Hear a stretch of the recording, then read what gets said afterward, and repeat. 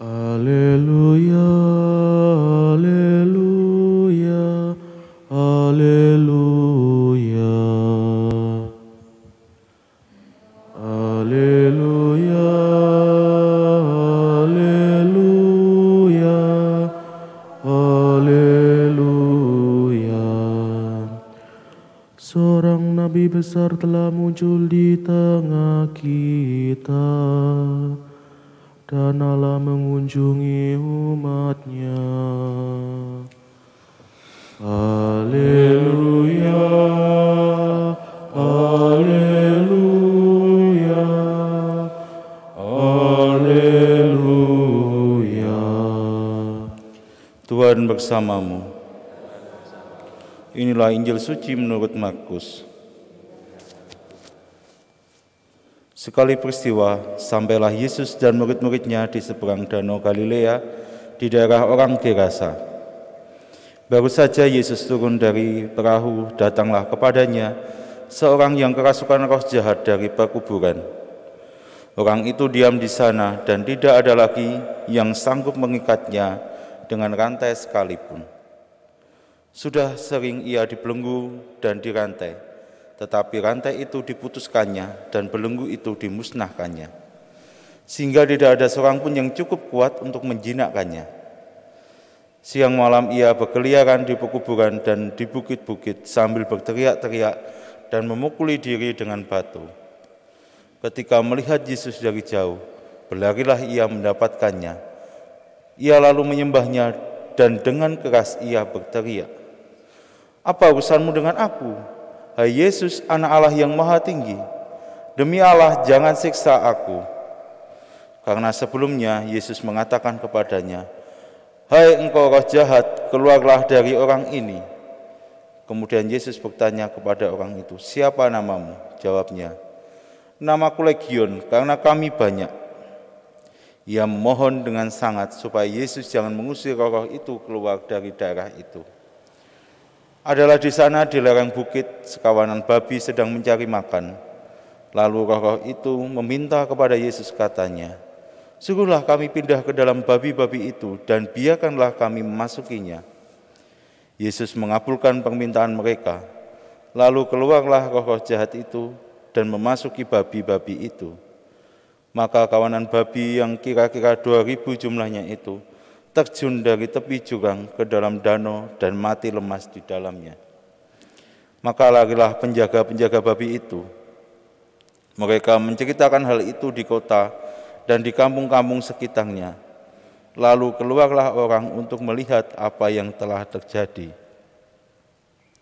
Mereka datang kepada Yesus dan melihat orang yang kerasukan itu duduk.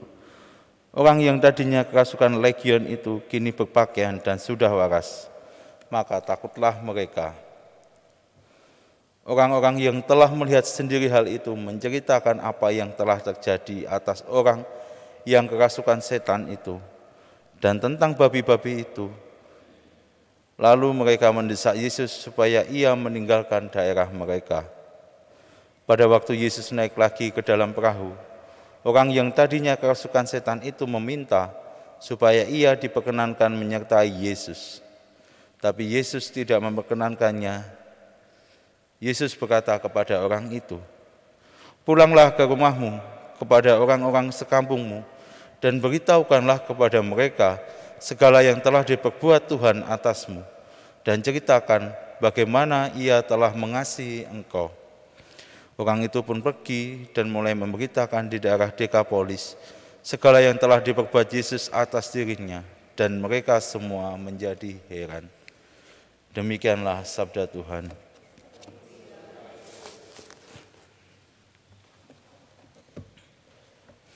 Saudara-saudari yang terkasih, bacaan Injil hari ini sungguh meneguhkan kita semua bahwa kehadiran Tuhan Yesus itu membawa pemulihan, dan kehadiran Tuhan Yesus itu membawa kehidupan baru.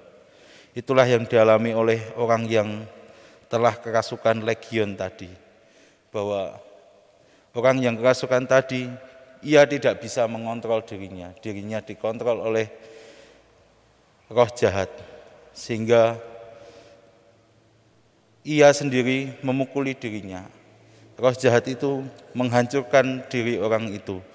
Tapi kehadiran Yesus kepada dirinya membawa kehidupan baru, membawa pemulihan baru bagi dia. Ia menjadi sembuh dan ia berani mewartakan bahwa sungguh Tuhan sungguh mengasihi dia dan Tuhan sungguh menyapa dirinya. Saudara-saudari yang terkasih, kita sadar bahwa diri kita terkadang masih dikendalikan oleh kecenderungan untuk berbuat dosa.